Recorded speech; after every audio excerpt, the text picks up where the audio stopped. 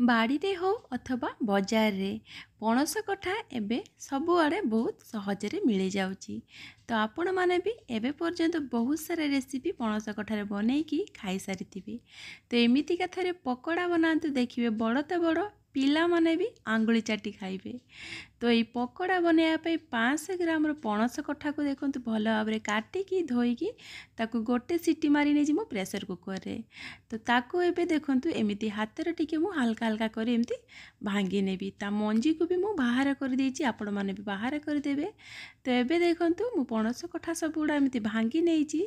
तापरे एठी ऐड करेछि 4 चामच बेसन, तापरे स्वाद अनुसार लूण देछि, आधा चामच हल्दी पाउडर देछि, आधा चामच जीरा देछि, 2टा कंचा लंका को काटिकी दे देछि, आउ किछि धनिया पत्र देछि, आधा चामच रु टिके कम देछि गरम मसला, आउ आधा चामच देछि चाट मसला। तापरे ए सब जिनिस को हमें भल भाव गुड़े नवा। तो ये पानी जमा भी ऐड करेनि, पणस कठारू जहाँ भी पानी बाहर थी से आमर यहाँ भल भाव मिक्स हो। तो एबे देखंतु मु टिके भी पानी ऐड करिनी, केते सुंदर आमर पणस कठा मिक्सचरटा पूरा रेडी हेछि। तो याकू आमे फ्राई करबा पई मु तेल गरम कर देथिली।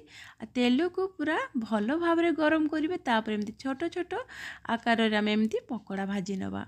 तो आपण माने चाहिले एथि आधा चामच जुआणी भी ऐड करि पारंती।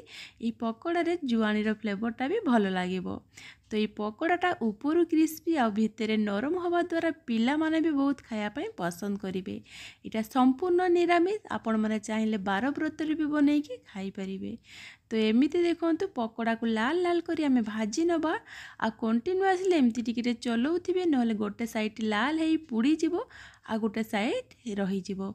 तो एबे देखंतु पकोड़ार कलरटा केते सुंदर लागुची आउ केते डिलीशियस लागुची। तो याकू आमे तेलरू छाणी नबा। जो माने पणस कठा खाया पई पसंद करंतिनी सेमानकु थरे मात्र एमितिका बनेई देबे, देखिबे सप्ताह 2 रु 3 थर से माने निश्चय आपण मानकु कहिबे एमितिका पकोड़ा बनेई देबा पई।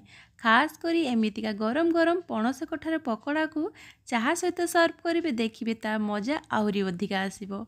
आजिर भिडियोटी आपण मानक जदि भल लगी थाए ताले भिडियोटी को लाइक करिवे, शेयर करिवे, कमेंट करी मतामत निश्चय जणेइबे। आजिर भिडियोटी को लास्ट पर्यंत देखिथिबारु धन्यवाद।